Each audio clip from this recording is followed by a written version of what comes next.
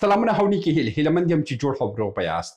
د کوشتیپې کانال د څو کاله کېږي چې کیسه یې روانه ده، خو په دغه ورځ کې دا کیسه یې بیخي خاموشه سوې وه او ډېر خلکو هم خبرې شروع کړي وو چې یاره د کوشتیپې کانال بیخي درېدلی دی او هغه هم د قزاقستان په غوښتنه تړل سوی دی، د ازبکستان په غوښتنه تړل سوی دی، د تاجکستان په غوښتنه بند سوی دی. د کار دا هغه ګنګوسې وې چې په دغه ورځ کې په افغانستان کې ډېرې سوي وه او دا ګنګوسې تر ما پورې هم راورسېدې او ډېرو خلکو هم همدغه خبرې کولې چې په کلیو بانډو کې خبرې دې ځای ته رسېدلې چې په کوشتیپې کانال به یې چې د ازبکستان او قزاقستان او قرغیزستان او د تاجکستان او دغه هېوادو په غوښتنه باندې کار بیخي په ټپه درېدلی دی.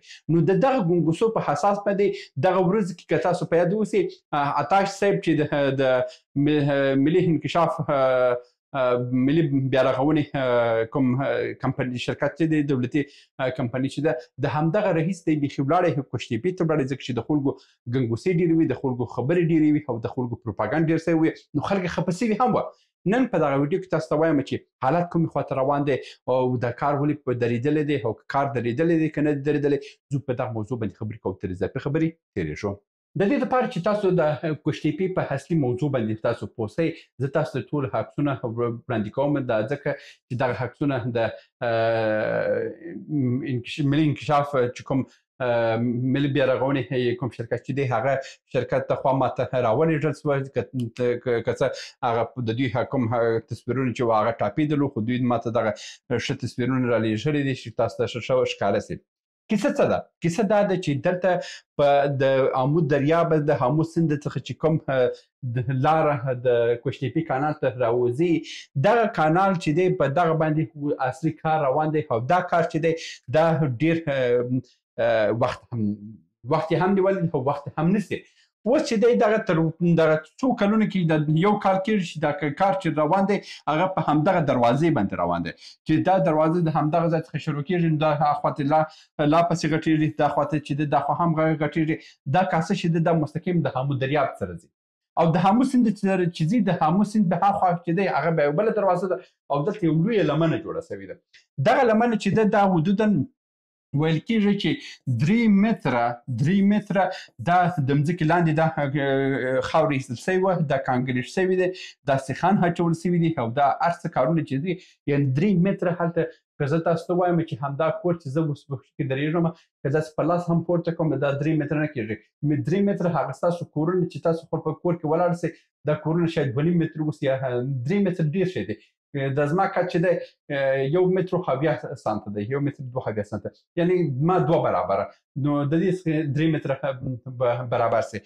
3 متره هلته خاوره ایستل سوې ده او دا خاوره کانکریټ سوې وه، ښکاري سوې ده او دا برته ډکه سوې ده.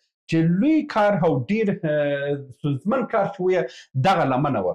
دا لمنه ځکه باید شکول سوی وای 3 متره خاوره ایستل سوی وای ځکه چې دلته مل وه او دا مل که دغسې پات سوی، دا شم چې دغسې پات سوی وای، دا د وخت پر حساس باندې داسې نړېدله او دا د دغه نړېدلتوب سره دلته دا کاسه یې هم ځان سره وړله او دا برته یو وخت په یو وحشت جوړ سوی وای د سیل. دا اوبه ټوله پر افغانستان په ولایتونو باندې راتلل، بیا د هغه وخت موږ مدیریت لاره نه درلوده.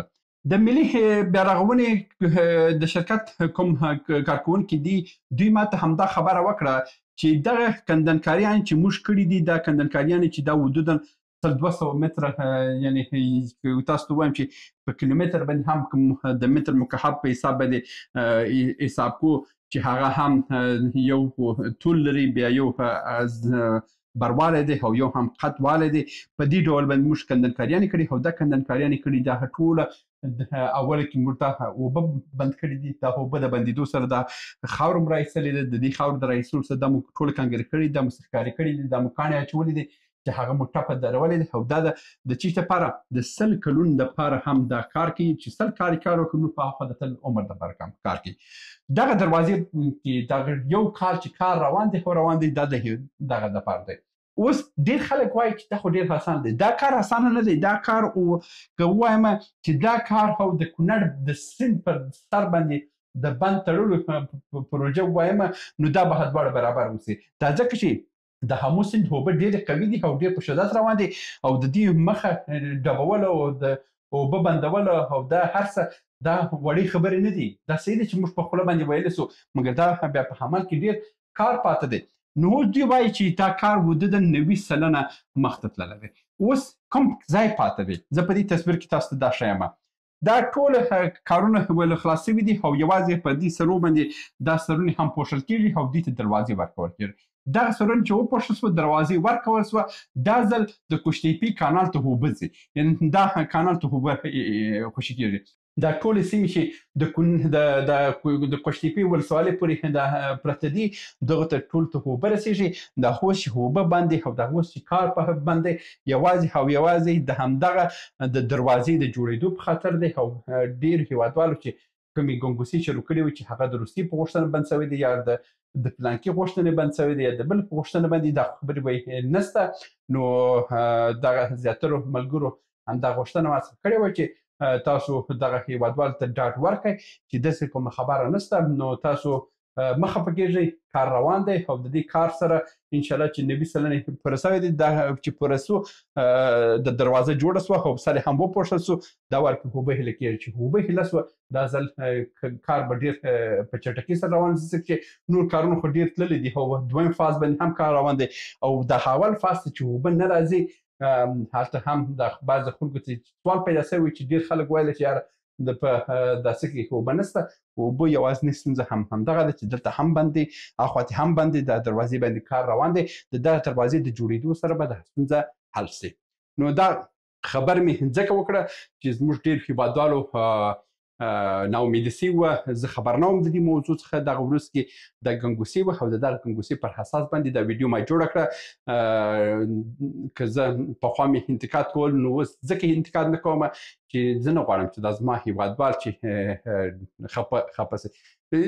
کوشش وکړو چې یاره ښې خبرې به ورته وکړو. که څه زه د طالب مشرانو سره، د طالب د فکر سره زه داسې مخالفه یم چې بیخي هغه جوړېدل نه دی، مګر هم ملت نور نه باید خفه سي، ځکه چې دا ډېر ولسونه رنجېدلي دي. موږ که هم ورته همدغه ډول لکه دا بعضې کسان چې په ټیک ټاک کې ناست دي ټوله ورځ منفي خبرې کوي، د دې منفي خبرې اثر دومره نسته. دا دی چې هر حکومت راځي افغانستان کې کوشش وکړي دغه سره کومک وکړي چې د وطن جوړ سي. نو دا خبره چې نن تاسو ته وکړه، نو دا خپل ګروپونو کې هم شریکئ چې زیاترو هېوادوال کې ته دا پوښتنه پیدا سوې چې دا د پوښتنې ځواب سي.